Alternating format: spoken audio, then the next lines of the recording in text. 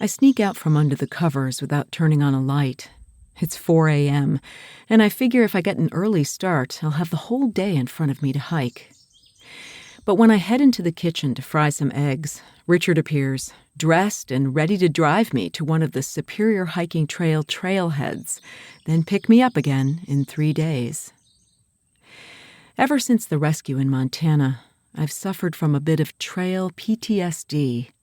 The heat, the wrong companions, the blowdowns, they all contributed to my wildly beating heart and leaden fatigue. But it's also made me question if I have it in me to manage a backpacking trip at all, not just physically, but emotionally. Do I even want to do this anymore? Packing was a cinch since all my gear is still sprawling on our basement floor, and I've got plenty of food still, food I meant to send forward for resupply, now waiting patiently in large plastic boxes to be consumed.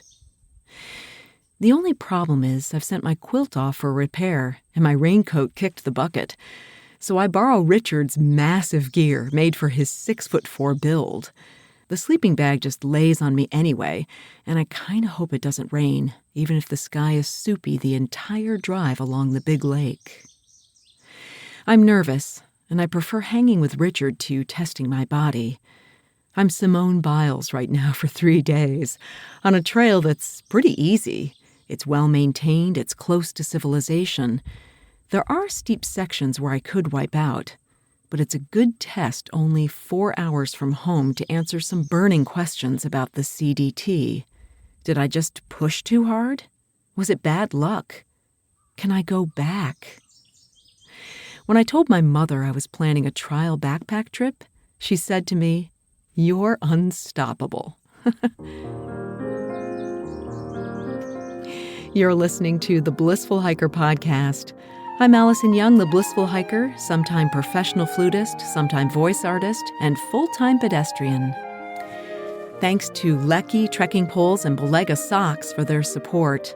Also Summit Orthopedics, my choice for 2 total hip replacements. I guess you could call me Bionic Bliss these days.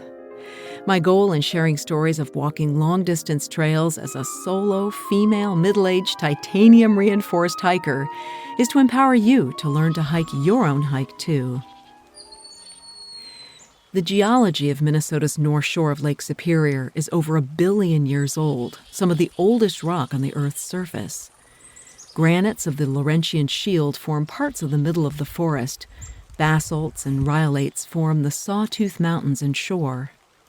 And this rockiness makes it steep, with sudden, astounding views looking out for miles on boreal forest. Moose, black bear, deer, migratory birds, a few wolves, and the usual chipmunks and squirrels call this vast area of birch, aspen, pine, fir, and cedar home. And today, through hikers, backpackers, walkers, and tourists use the 310-mile trail free of charge, thanks to a smart and hardworking group of volunteers who began building the trail in the mid-'80s. It passes through national forest, private land, and 7 state parks, characterized by waterfalls that empty thousands of glacial lakes in spectacular fashion into the Big Lake.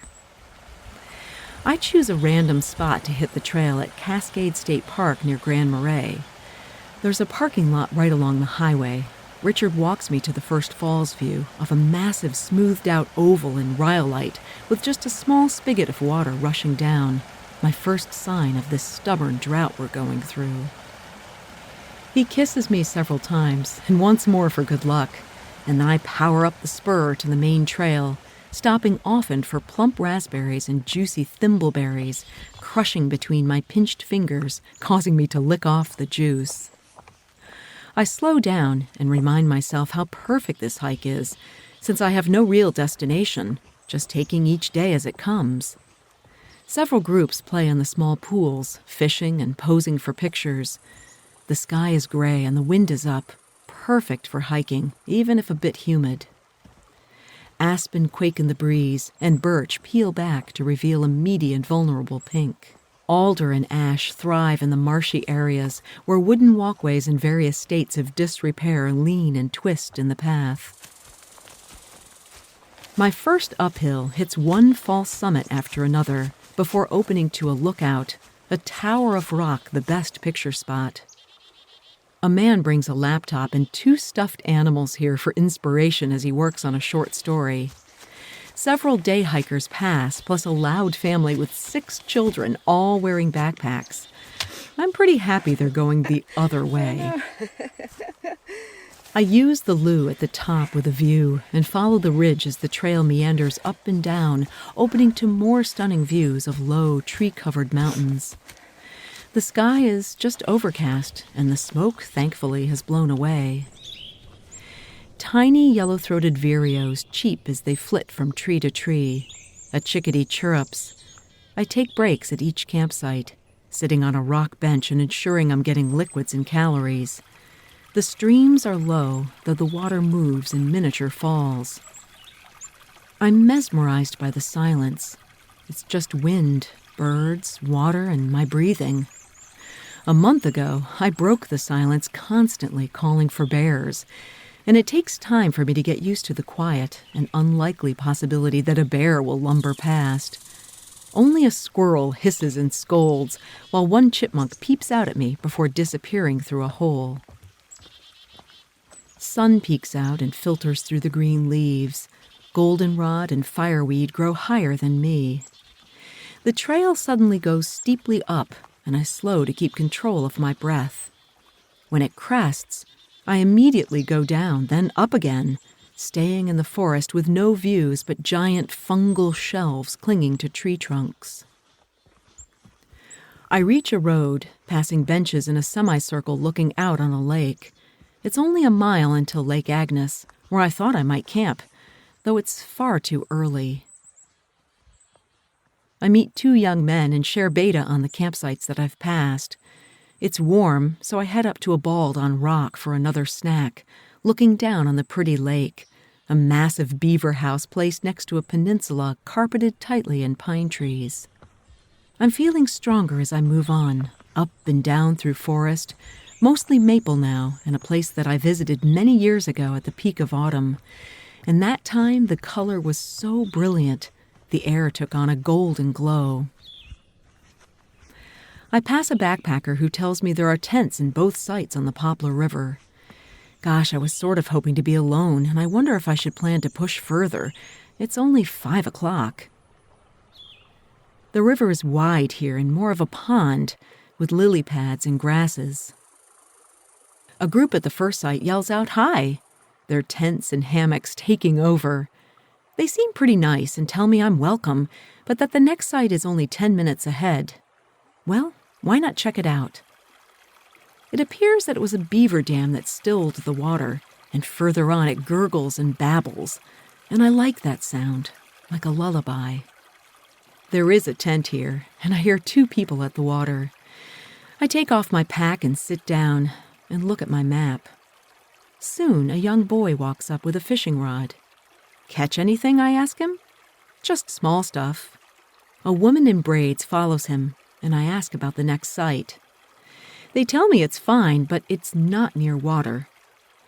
Julie is a soil scientist at the U and has been hiking with Felix every year on the Superior Hiking Trail since he was 7, adding a little bit more each year.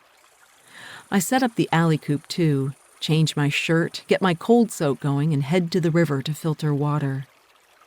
The 3 of us connect right away, sharing stories about hiking, outward bound, unusual encounters, and how much we love being on this gorgeous trail right here in our state.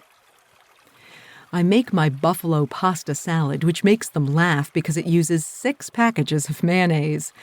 And then we sit on the wooden benches, interrupting each other, laughing, and making this one of the best nights I've had on trail in a long while. All that stuff about wanting to be alone is completely forgotten. I read a piece in the New York Times about getting old, and one idea really stuck with me. The author writes, "People have the potential to see possibility instead of problems.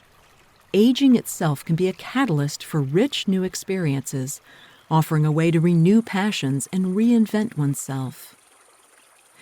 At one point in our conversation, Julie said something that revealed her age. Felix responded that her being born in the 70s made her really old. and then I enlighten him with my age, coming into this world in the final weeks of 1964. I'm not really old, but I'm pretty seasoned. I have to be careful where I place my feet. I did roll my ankle once and fell down on my knee today. My walking sticks just couldn't catch me. Perhaps in Montana, my heart went wild because too many things just stacked up. I can handle a lot, but not everything coming at me at once. I walked well today, and I was strong the entire day. I made sure I took breaks, I took pictures, I ate and I drank. That fear and trauma-induced stress, it's lifting, and I'm connecting again with this thing that I love so much, to hike. Perhaps I can set rules and boundaries that work for me, and I can still do the walking within those bounds. It's 8:30, and we're all tucked into our tents. The river is singing, and a few creatures peep every now and then.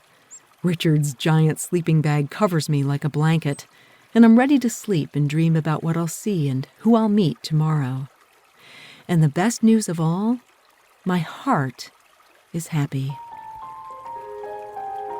You can subscribe to Blissful Hiker wherever you get your podcasts, and do leave a review on Apple to help the show get discovered. Blissful Hiker is on Patreon right now. You can find a link to Patreon in the show notes or at blissfulhiker.com. Blissfulhiker.com is also where you can find other episodes, you can read the blog, you can see lots of pictures, and you can contact me, blissfulhiker.com. Next week, it's a little more of the Superior Hiking Trail and rekindling my love of backpacking within my limits. But let me tell you something. I put in a 25-mile day. I don't think I'm that limited.